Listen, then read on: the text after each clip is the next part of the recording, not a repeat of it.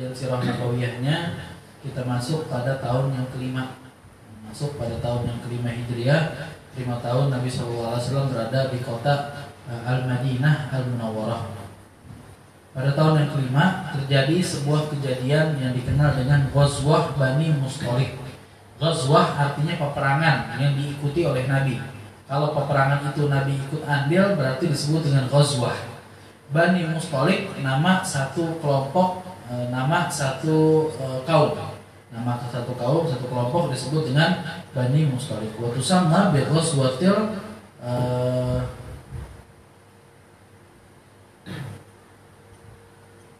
Muraisiyah. Disebut dengan Ghazwah Muraisiyah juga. Jadi dia punya nama Ghazwah Bani Mustaliq. Nama yang kedua adalah Ghazwah Muraisiyah. Kejadiannya sama, cuma dia punya dua nama. Jadi disebutkan pada tahun kelima Rasulullah SAW itu mendapatkan kabar bahwasanya Bani Mustaliq, satu kelompok kaum Bani Mustaliq ini yajtami'una lahu wa qailuhum al-Harith bin Dirar. Jadi Nabi SAW mendapat kabar bahwa Bani Mustaliq sedang bersiap-siap untuk memerangi kota Madinah. Nah, jadi memang kemarin sudah pernah saya singgung, pasca perang Uhud ketahuan sisi manusia daripada umat Islam. Di perang Badar kan hampir setengah dewa. Betapa bisa 313 melawan 1000, senjata yang sama sekali tidak memadai melawan persenjataan lengkap, umat Islam menang. Sehingga nama besar umat Islam itu disegani oleh orang-orang Arab. Namun ternyata pada perang Uhud umat Islam tidak menang. Tidak bisa dibilang kalah juga, tapi tidak menang. Tidak menang, ada yang terbunuh, ada yang dicincang badannya dan lain sebagainya. Bisa kita katakan, bahasakanlah dengan kalah, walaupun sebenarnya nggak kalah. Bahasakanlah umat Islam kalah di perang Uhud. Seorang jagoan yang dia petantang-petenteng nggak ada yang ngalahin, tiba-tiba kalah sekali, orang lain bakal pengen coba-coba. Oh, bisa kalah juga. Coba deh besok berantem sama dia, kali dia bisa kalah. Kayak begitu. Jadi umat Islam ketika selesai perang Uhud, banyak kelompok-kelompok yang berusaha untuk mencoba memerangi umat Islam. Di antaranya Bani Mustaliq. Bani Mustaliq, Nabi SAW dapat kabar bahwasanya Bani Mustaliq itu telah mengumpulkan kekuatan dipimpin oleh pemimpin mereka yang bernama Al-Harith bin Dirar. Harith bin Dirar. Dia kumpulkan kekuatan untuk perang bersama Nabi SAW, memerangi Nabi SAW. Maka Rasulullah SAW keluar dari kota Madinah bersama pasukannya untuk lebih dahulu menghampiri Bani Mustaliq. Kemudian ada sebagian riwayat bilang Rasulullah keluar bersama 1000 orang. Jadi terkumpul dari orang-orang Madinah itu Muhajirin wal Ansar. Ada 1000 orang, Rasul keluar menuju kepada Bani Mustaliq. Kemudian terjadi peperangan. Kemudian sampai di satu daerah yang bernama Muraisiyah. Ternyata di situ Rasulullah betul mendapati Bani Mustaliq sudah berangkat keluar dari kampungnya. Rasul mendapati mereka ada di Muraisiyah, sehingga tidak bisa dihindari terjadi peperangan antara umat Islam dengan Bani Mustaliq, dan umat Islam menang. Umat Islam menang pada saat itu. Kemudian harta yang mereka tinggalkan, mereka kan berperang itu bawa harta, ternak dan lain sebagainya, itu dikumpulkan dan mulai dibagi dengan hitungan tertentu oleh Nabi Muhammad SAW. Sebelum perang Bani Mustaliq, harta yang ditinggalkan dalam peperangan itu yang didapatkan dari peperangan biasa disebut dengan harta rampasan perang. Tapi saya rasa ini penerjemahan yang kurang tepat, karena umat Islam nggak ngerampas. Memang harta itu ditinggalkan dan menjadi hak bagi yang menang dalam peperangan tersebut. Sebut sajalah dengan bahasa Arabnya ghanimah. Ghanimah itu harta yang ditinggalkan. Sebelum peperangan Bani Mustaliq, ghanimah itu dibagi atas keputusan Nabi SAW, tanpa ada hitungan-hitungan tertentu. Mulai ada hitungan tertentu ketika selesai dari peperangan Bani Mustaliq, dan hitungan ini yang nanti akan dijadikan aturan di dalam ilmu fikih. Itu ada aturan pembagian ghanimah. Bagaimana pembagiannya? Harta itu dibagi menjadi 5 pos. Dibagi menjadi 5 pos. Arba'atul akhmas al-ghanimah lil muqatilin. Yang 1/5 itu khusus untuk Nabi Muhammad. Yang 1/5 disebut dengan khumus. Khumus itu untuk Allah dan Rasulnya. Nanti yang 1/5 itu dibagi menjadi 5 lagi. 1/5 dari 1/5 adalah untuk ahlul baitnya Nabi. Disebut dengan khumsil khumus. Ini menjadi salah satu alasan Ahlul Bait keturunan Nabi nggak boleh menerima zakat dan sedekah. Kenapa? Mereka udah dapat dari khumsil khumus, 1/5 dari 1/5. Jadi harta ghanimah itu dibagi jadi 5. Pos yang ini, yang satu ini dibagi jadi 5. Satu pos ini untuk Allah dan Rasulnya dibagi jadi 5 lagi, dipecah lagi. 1/5-nya itu untuk keluarga Nabi, untuk khumsil khumus. Dan ini berjalan nanti sampai zaman Sayyidina Abu Bakar, Sayyidina Umar, keluarga Nabi mendapatkan bagian dari khumsil khumus. Tapi sekarang udah gak berlaku lagi. Makanya ulama kontemporer ada sebagai pendapat yang bilang kalau sekarang Ahlul Bait udah boleh menerima zakat. Kenapa? Mereka udah gak dapat bagian daripada khumsil khumus dari ghanimah tersebut. Ala kulli hal. Nah, intinya dibagi menjadi 5. Nah, yang satu pos itu untuk Nabi SAW. Kemudian yang 4 pos gimana? Yang 3, jadi 3/5-nya itu untuk orang yang naik kuda. Jadi berperang dengan naik kuda karena andil mereka lebih banyak. Mereka lebih membahayakan dirinya. Kenapa? Karena kuda itu sifatnya menerobos ke dalam pasukan musuh. Di sistem perang zaman dulu, kuda masuk ke pasukan musuh sehingga mereka lebih rawan untuk diserang. Bagian mereka lebih banyak. Jadi 3/5. Yang 1/5 lirajil untuk orang yang berperang dengan jalan kaki. Yang jalan kaki yang tidak naik kuda itu dapat bagian 1/5. Ala kulli hal. Itu pembagian mulai ada setelah peperangan Bani Mustaliq. Wa kharaja ma'al muslimin fi hadhil ghazwa adadun kabirun minal munafiqin. Cuma memang dalam perang Bani Mustaliq ini di kelompok umat Islam sendiri banyak orang-orang munafik. Kan biasanya orang munafik itu kabur. Kalau dalam peperangan mereka kabur. Nah, sekarang ini mereka mulai membaca, oh Bani Mustaliq itu hartanya banyak. Kalau kita menang, bahkan nanti kita bakal dapat bagian ghanimah itu banyak. Jadi mereka merasa sayang kalau dilewatkan, sehingga mereka banyak orang-orang munafik itu ikut dalam peperangan Bani Mustaliq.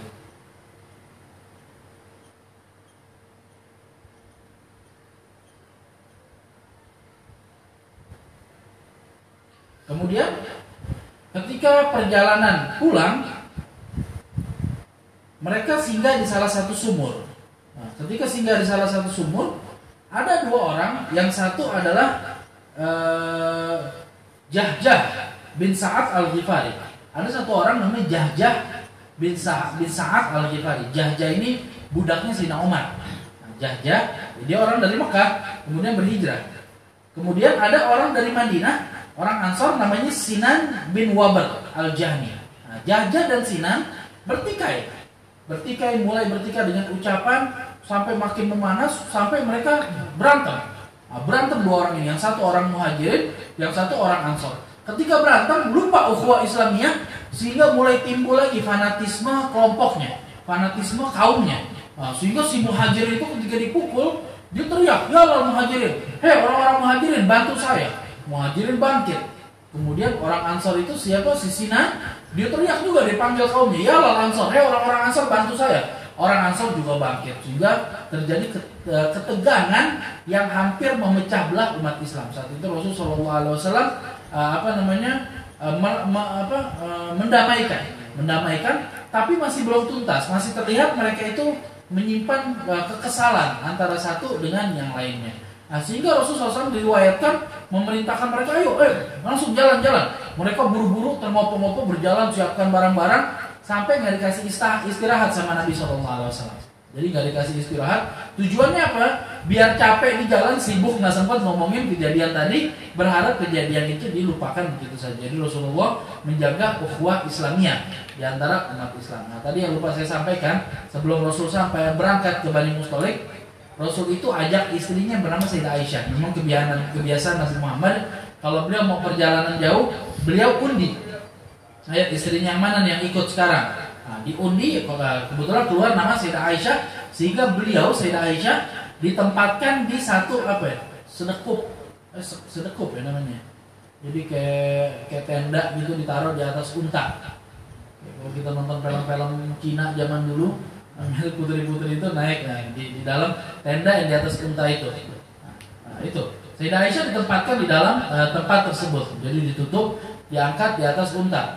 Nah, kebetulan yang ngangkat itu para sahabat, mereka nggak ngerasain apa-apa karena memang Sayyidah Aisyah itu badannya kecil, Sayyidah Aisyah itu perawakannya kecil sehingga di dalam kotak kayu itu ada beliau dan nggak ada beliau, sahabat nggak terlalu merasakan perbedaannya. Alhamdulillah ini Sayyidah Aisyah ikut dalam peperangan Bani Mustalik. Dan saat itu Rasulullah SAW pulang dengan terburu-buru karena mengharapkan orang-orang Muhajirin dan Ansor mereka sibuk dengan perjalanan sehingga tidak ingat lagi kejadian yang baru saja terjadi. Kemudian terjadilah sebuah peristiwa yang sangat melukai Nabi Muhammad SAW sepulang beliau dari peperangan Bani Mustalik. Apa itu yang disebut oleh para sejarawan dengan khobarul ifik atau hadithul ifik, kejadian fitnah yang sangat keji yang menimpa Sayyidah Aisyah. Nah, jadi pulang daripada Bani Mustalik tadi, kemudian di perjalanan Sayyidah Aisyah cerita nanti, ini sebenarnya sebuah kisah yang sangat panjang, namun saya ringkas saja. Sayyidah Aisyah itu cerita, ketika di perpulang dari Bani Mustalik, Rasul itu suruh kami bergerak dengan cepat sehingga kami semua kelelahan luar biasa. Kelelahan luar biasa sehingga ketika udah terlalu lelah, Rasul baru suruh istirahat, baru berhenti, baru istirahat malam-malam di tengah padang pasir. Istirahat di sana, kemudian mereka sahabat karena kelelahan mereka mulai tertidur. Sayyidah Aisyah ingin buang hajat sehingga beliau keluar dari kotaknya, beliau menuju ke tempat yang tidak ada orang. Semakin dalam, rasa-rasanya takut sahabat ada yang lagi patroli, ke dalam lagi sampai beliau terlalu dalam ke tempat yang antah berantah lah. Misalnya beliau selesaikan hajatnya, kemudian beliau kembali pasukan masih ada. Beliau masuk ke dalam selekupnya itu, beliau pegang dadanya, ya Allah, kalungnya hilang.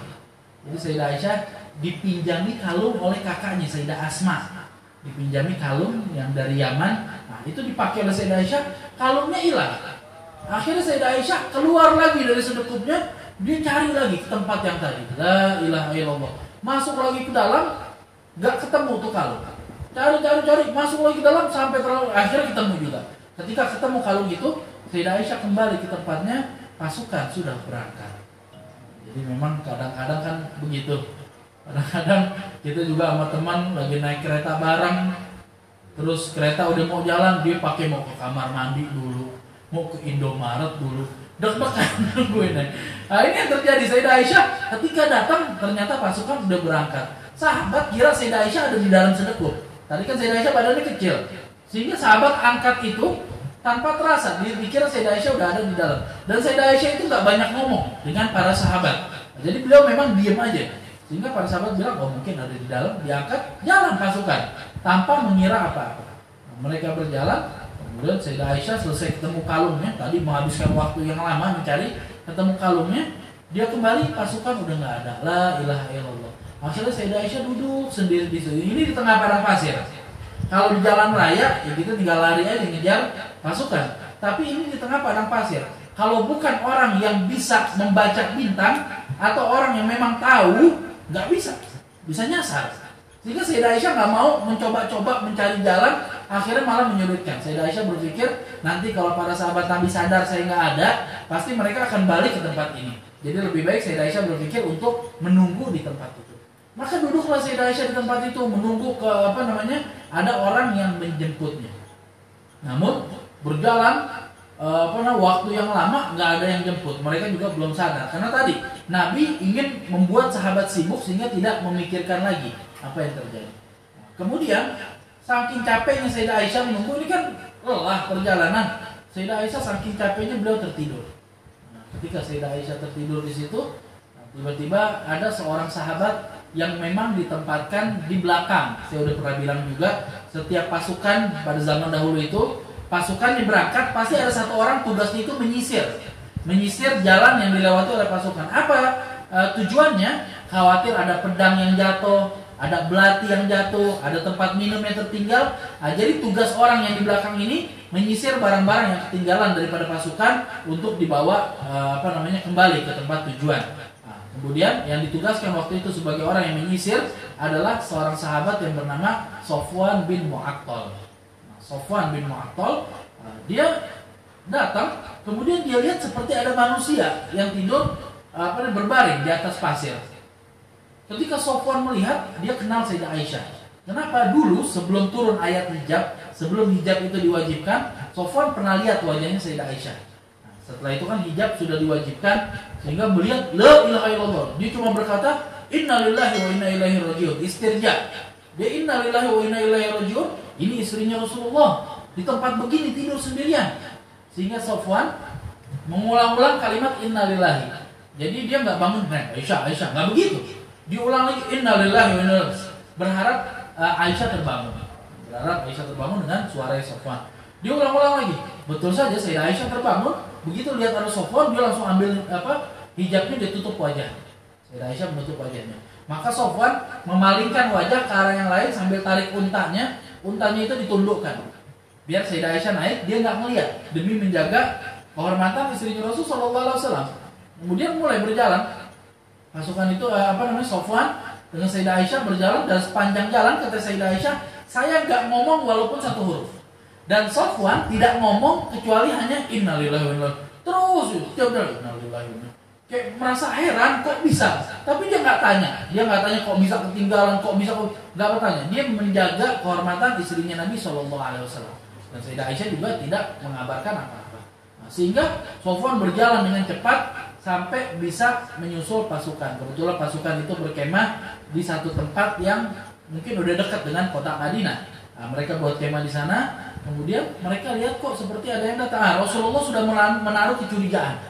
Ini kok biasanya kalau berhenti Sayyidah Aisyah itu langsung keluar dari sedekupnya mempersiapkan kebutuhan Nabi. Tapi ini berhenti kok Sayyidah Aisyah nggak keluar. Sehingga Rasul mulai panggil-panggil Aisyah. Sayyidah Aisyah nggak keluar.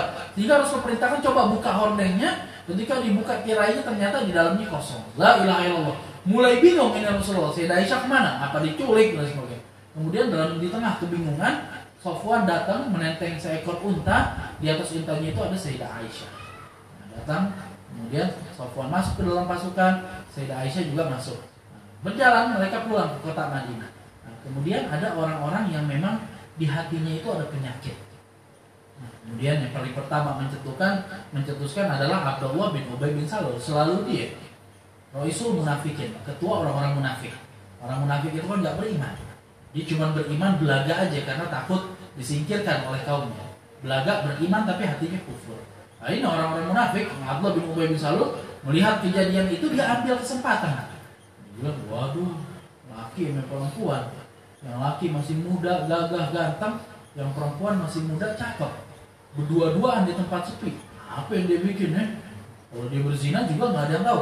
Ucapan-ucapan seperti itu diucapkan oleh Abdullah bin Ubay bin Salul. Hati yang berpenyakit, kalau melihat sesuatu, menilai dengan penyakit yang ada dalam hatinya. Makanya dikatakan idza sa'a fi'lul mar'i sa'a dulunuhu wa yaqit kullu ma yaf'aluhu kamahu. Kalau orang hatinya itu udah buruk, perbuatannya udah buruk, prasangkanya juga jadi buruk. Dan semua orang yang dia sangka, dia pikir sama kayak diri. Nah, jadi kalau ada orang satu, kalau dapat duit pasti dipakainya buat main judi. Ini orang kalau dapat duit dipakai buat main judi. Sa'afi'lul mar'i, perbuatannya dia buruk. Setiap dia lihat orang dapat duit, dia bakal mikir pasti buat judi. Pasti buat judi. Semua orang kelakuan itu dia prasangka dengan apa yang ada dalam dirinya. Ada orang kerjaannya selingkuh. Misalnya dia selingkuh kanan, selingkuh kiri. Kalau dia lihat pasangannya ternyata pulang lama, pulang malam dan lain sebagainya, dia bakal pikir, oh pasti selingkuh nih. Nah, jadi kadang-kadang prasangka seseorang itu mewakili apa yang ada di dalam dirinya, mewakili perilakunya. Ini Abdullah bin Ubay bin Salul, dia perilakunya buruk, dia tukang zina dan lain sebagainya. Melihat Sayyidah Aisyah dan Sofwan bin Mu'attal, dia bilang, oh ini pasti berzina. Kalau pemuda sama lelaki muda, pemuda dan pemudi, ngapain lagi kalau nggak zina? Diungkapkan hal-hal semacam itu, sehingga itu seperti bola salju yang menggelinding semakin besar, dan itu menjadi fitnah yang tersebar di kota Madinah. Kan kadang-kadang yang namanya kabar angin, depannya hilang. Kayaknya fitnah, kayaknya zina. Kalau udah ke orang yang ke-10, kayaknya itu hilang. Dia zina, udah jadi keyakinan. Dan itu yang terjadi di kota Madinah, merebak kabar. Nah, kebetulan ketika sampai, Sayyidah Aisyah sakit karena tadi dia tidur di padang pasir, kecapean tidur di padang pasir dalam waktu yang lama. Sakit, Sayyidah Aisyah sakit, masuk langsung ke rumah dalam keadaan sakit. tanpa tahu kabar apapun. Di luar rumah, kabar telah merebak bahwa Sayyidah Aisyah itu berzina sampai Rasul SAW ada di dalam posisi yang dilema. Rasul berada di posisi dilema, beliau yakin istrinya ini orang baik-baik. Tapi sebagai seorang nabi, beliau tidak boleh melakukan sesuatu kecuali dengan tuntunan dan wahyu dari Allah Subhanahu wa taala. Kenapa? Karena perbuatan seorang nabi itu dinilai sebagai sumber hukum. Jadi nggak bisa Rasulullah tahu-tahu main, bini gua orang baik, lu jangan begitu. Nah, nggak bisa. Kenapa? Karena belum ada wahyu yang memberikan, yang mengkonfirmasi apakah Sayyidah Aisyah betul melakukan atau tidak melakukan. Nah, jadi Rasulullah menunggu wahyu, dan menunggu itu berat. Menunggu itu berat, meradang. Hatinya Rasul itu menunggu-nunggu. Kemudian juga Sayyidah Aisyah nggak tahu kabar. Sayyidah Aisyah sakit di rumah nggak tahu kabar. Rasul datang dia senyum dan lain sebagainya. Cuman kata Sayyidah Aisyah, saya nggak tahu kabar. Cuman yang saya tahu satu, Rasulullah itu biasanya kalau datang ke saya beliau lembut, baik, bercanda luar biasa. Tapi ketika itu Rasulullah datang tapi beliau dingin. Jadi cuma nanya gimana kabarnya. Dan terus habis itu bangun pergi lagi. Sehingga Sayyidah Aisyah merasakan sepertinya ada sesuatu tapi nggak tahu itu apa. Sampai suatu malam dalam keadaan masih sakit, Sayyidah Aisyah itu ingin buang air kecil, minta ditemani oleh seorang perempuan pembantu di rumah itu yang bernama Mistah, Ummu Mistah, ibunya Mistah. Nah, keluar, kemudian selesai dari hajatnya, ketika mau kembali ke rumah, Ummu Mistah ini kesandung dia jatuh, pas jatuh latahnya apa? Celaka dan Mistah, kayak gitu. Jadi pas celaka, pas kesandung latahnya adalah celakalah Mistah. Kata Sayyidah Aisyah, kok nyumpahin anak sendiri? Anakmu itu kan hadir perang Badar, kok kamu sumpahin? Kemudian kata Ummu Mistah, kamu nggak tahu sih apa yang dibilang sama anak saya.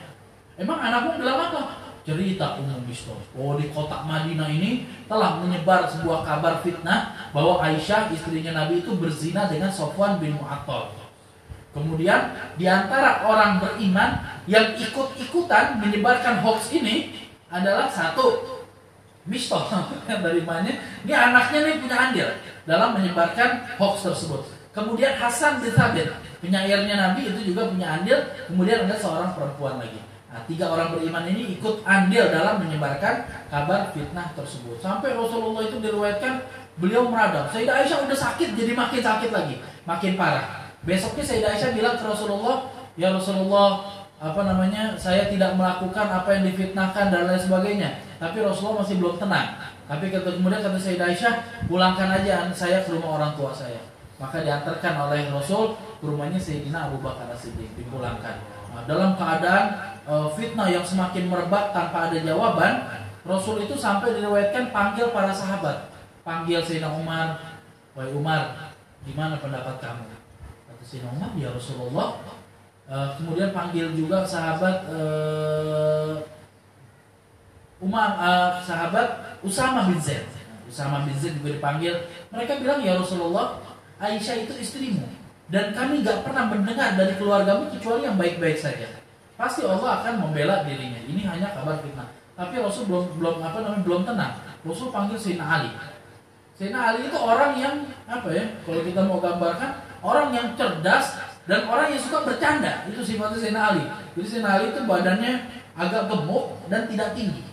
Jadi Sayyidina Ali badan agak gemuk, nggak tinggi, kepalanya botak licin. Kemudian orang itu suka bercanda. Nah, bisa dibayangkan jadi ketika Rasul tanya, wahai Ali, gimana kira-kira pendapatmu tentang kejadian ini? Sayyidina Ali cuma bilang apa? Ya Rasulullah, perempuan banyak kok. Nggak usah dipikirin ya Rasulullah, perempuan banyak dan semuanya mau sama engkau. La ilaha illallah. Mungkin ini yang menjadi sebab di akhir-akhir nanti ada sentimen sedikit dari Sayyidah Aisyah kepada Sayyidina Ali. Jadi nanti di akhir-akhir Sayyidah Aisyah itu kalau riwayatin hadis, kalau ada Sayyidina Ali ini nggak pernah disebut. Contoh, ketika Rasulullah sakit, Rasul itu dibopong ke dalam masjid oleh 2 orang, Sayyidina Abbas dan Sayyidina Ali bin Abi Thalib. Tapi Sayyidah Aisyah riwayatkan hadis itu, Rasul dibopong ke masjid oleh Abbas dan seorang laki-laki. Namanya nggak disebut sama Sayyidah Aisyah. Ala kulli hal. Nah, biasa mertua sama menantu kan kadang-kadang ada sentimen sedikit. Nah, jadi kemudian Rasulullah sampai meminta pendapat daripada para sahabat. Nah, sehingga di satu momen di masjid Rasul itu sampai berkhutbah. Rasul bilang, apa maksud beberapa orang di antara kalian yang menyakiti perasaan saya, kata Rasulullah SAW. Dia menuding istri saya telah berbuat keburukan, padahal saya tidak tahu kecuali kebaikan dari istri saya. Dan dia menuding seorang kawan saya, yaitu Sofwan bin Mu'attal, telah berbuat keburukan, padahal Sofwan itu yang saya tahu hanya kebaikan daripada dirinya. Nah, mengucapkan seperti itu, pasti ada orang yang punya andil yang menyebarkan fitnah. Satu orang, Sa'ad bin Ubadah, saat itu berdiri. Dia dari kalangan suku Aus. Atau saat, ya Rasulullah, kalau kami ketemu orangnya, kami penggal kepalanya. Kalau seandainya dia dari suku saya bakal penggal kepalanya. Tapi kalau dari suku lain saya nggak tahu. Kata Sa'ad bin Ubadah. Ternyata Abdullah bin Ubay bin Salul yang ketua munafik ini berasal dari suku Aus, dari suku Khazraj, dari suku Khazraj. Rivalnya suku Aus pada zaman jahiliyah. Cuman kan ketika Islam datang semuanya dipersatukan. Sehingga ketika mendengar seperti itu, sentimental kekauman itu keluar lagi. Keluar lagi, berdiri orang dari suku Khazraj dikatakan, hei, kamu itu ngomong begitu karena kamu tahu yang memfitnah itu dari suku kami. Kalau seandainya kamu tahu yang fitnah dari sukumu, kamu gak bakal ngomong begitu. Sehingga terjadi perang mulut di masjid. Ada Rasul SAW. Apa sebabnya? Sebabnya cuma gara-gara menyebarkan kabar bohong. Jadi terjadi perang mulut sampai Rasulullah turun dan melerai lagi kejadian tersebut. Kemudian Rasul ingin konfirmasi langsung karena ini terlalu berlarut-larut. Rasul datang kepada pembantunya Sayyidah Aisyah yang bernama Baroroh, perempuan. Kemudian Rasul tanya, wahai Baroroh, kamu lihat yang aneh nggak dari Aisyah? Kata Baroroh, ya Rasulullah, Aisyah itu perempuan baik. Cuman saya kesalnya satu aja sama dia. Dia itu anak kecil yang kalau makan suka nggak dihabisin atau semacam itu. Nah ini Sayyidah Aisyah kan umurnya masih remaja, sehingga Baroroh bilang kalau sisi lain dia baik. Cuman saya kesal dia kalau makan suka nggak dihabisin atau yang lain. Akhirnya hal-hal sepele semacam itu. Intinya kata Baroroh, Sayyidah Aisyah itu orang yang baik. Kemudian Rasulullah berpikir untuk langsung bicara kepada Sayyidah Aisyah. Sayyidah Aisyah udah sakit parah ini, udah sakit parah karena beban pikiran yang beliau tanggung. Rasul datang ke rumahnya Sayyidina Abu Bakar karena Sayyidah Aisyah di sana. Kemudian Rasul ketika duduk mengucapkan Bismillah walhamdulillah amma ba'du. Kemudian kata Rasulullah, wahai Aisyah, saya mau tanya, kamu melakukan perbuatan itu apa enggak? Kalau kamu enggak lakukan, Allah akan membebaskan namamu. Saya mau tanya, kamu lakukan atau enggak? Maka kata Sayyidah Aisyah, ya Rasulullah, Sayyidah Aisyah bilang, Abah jawab dong, udah nggak bisa ngomong. Ayah, Abah, Sayyidina Abu Bakar jawab, wakili saya. Sayyidina Abu Bakar bilang, saya nggak tahu harus jawab apa. Kemudian Sayyidah Aisyah bilang ke ibunya, wahai ibu, tolong jawab. Kata ibu, saya juga nggak tahu, saya harus jawab apa. Maka Sayyidah Aisyah mengatakan, kalau saya bilang saya tidak melakukannya dan memang saya tidak melakukannya, Allah akan membebaskan nama saya. Namun kalian nggak percaya karena kalian udah menelan kabar ini bulat-bulat. Kalau saya bilang saya melakukannya, padahal saya nggak melakukannya, Allah akan membebaskan nama saya. Kalian bakal percaya bahwa saya melakukannya. Kata Sayyidah Aisyah, saya nggak bisa berucap kecuali apa yang diucapkan oleh bapaknya Yusuf, Nabi Yakub. Sayyidah Aisyah sampai nggak bisa nyebut nama Yakub, sehingga beliau bilang saya nggak bisa berucap kecuali yang diucapkan oleh bapaknya Yusuf ketika kehilangan anaknya. Apa itu? Fasabrun jamil, lebih baik bersabar. Wallahul musta'an ala ma tasifun. Saya cuma bisa minta tolong kepada Allah atas sifat-sifat buruk yang kalian sematkan kepada diri saya. Kemudian Sayyidah Aisyah bilang, saya ambil selimut saya langsung balik badan, membelakangnya Rasul Shallallahu Alaihi Wasallam. Kemudian berjalan sampai berapa lama? 1 bulan. Bayangin. Jadi Rasulullah itu tersiksa batinnya sampai selama 1 bulan. Nah, setelah 1 bulan, Allah tiba-tiba dalam satu keadaan yang sangat dingin, diriwayatkan Rasul itu berdiam gemetar. Ini ciri turunnya wahyu. Namun sekarang parah sampai Rasulullah itu berkeringat hebat, menunjukkan betapa berat wahyu yang diterima oleh Nabi Muhammad SAW. Nah, turunlah beberapa ayat daripada surat An-Nur yang intinya membebaskan Sayyidah Aisyah dari segala perbuatan buruk yang disematkan kepadanya. Jadi Allah sendiri yang membebaskan Sayyidah Aisyah dari perbuatan-perbuatan buruk yang diucapkan oleh orang-orang munafik. Nah, Allah katakan, innalladzina ja'u bil ifki, sesungguhnya orang-orang yang telah datang dengan kabar bohong. Usbatun minkum, mereka adalah dari bagian kalian sendiri, dari kalangan umat Islam. La tahsubuhu syarran lakum bal huwa khairul lakum. Jangan kalian kira musibah ini buruk untuk kalian. Musibah ini menyimpan kebaikan untuk kalian. Likulli imri'in minhum maktasaba minal itsmi. Semua yang punya andil akan mendapatkan bagian dosanya. Walladzi tawalla kibarahu minhum lahu adzabun adzim. Tapi yang pertama kali mengucapkan, dialah yang akan diazab oleh Allah dengan azab yang pedih. Ketika ayat ini turun, Rasulullah sangat senang luar biasa karena tahu istrinya tidak melakukan perbuatan yang buruk tersebut. Maka kemudian Rasulullah datang kepada Sayyidah Aisyah. Kemudian Rasul bilang, wahai Aisyah, berbahagialah Allah telah membebaskan engkau dari kabar dusta tersebut. Kemudian Sayyidah Aisyah senang. Ibunya bilang, Aisyah, terima kasih sama Nabi. Kata Sayyidah Aisyah, saya nggak mau terima kasih sama dia. Saya mau terima kasih dulu kepada Allah yang telah membebaskan diri saya dari kabar bohong ini. Dan Sayyidah Aisyah sujud syukur atas kejadian tersebut. Nah, kemudian Rasulullah SAW berkhutbah mengabarkan para sahabat bahwasanya kabar itu adalah kabar dusta. Kemudian Rasulullah panggil 3 orang. Yang pertama adalah Misbah bin Utsatsah, kemudian yang kedua Hasan bin Thabit, yang ketiga Hamnah binti Jahsy. Nah, 3 orang ini dipanggil oleh Rasulullah karena dia menyebarkan kabar bohong. Dia dengar, kemudian disampaikan lagi kabar bohong tersebut. Tiga-tiganya dicambuk oleh Nabi Muhammad SAW. Kenapa dicambuk? Karena kabar yang disebarkan adalah tudingan zina. Nah, di dalam Islam, kalau kita tuding orang lain berzina, padahal dia bukan pezina, hukumannya kita dicambuk 80 kali. Disebut dengan qadhaf. Hati-hati. Sampai hari ini hukum itu berlaku. Kalau tahu-tahu kita lihat perempuan, pelacur nih sih. Oh, ini udah perawan nih.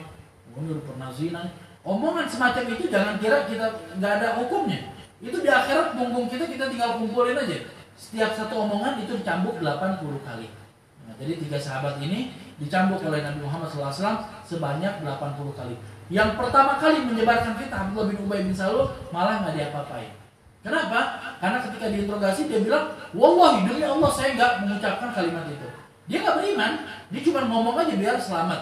Nah, tapi Allah bilang, walladzi yatawalla kibarahu lahu adzabun adzim. Orang yang pertama kali mengucapkan, nanti bagian Allah untuk menyiksa dia dengan siksa yang pedih. Jadi hikmahnya adalah hati-hati di dalam berucap. Kadang-kadang ucapan yang tidak disengaja pun bisa menuai keburukan kepada diri kita. Nggak di dunia, kita bakal dapat siksanya di akhirat nanti. Ala kulli hal.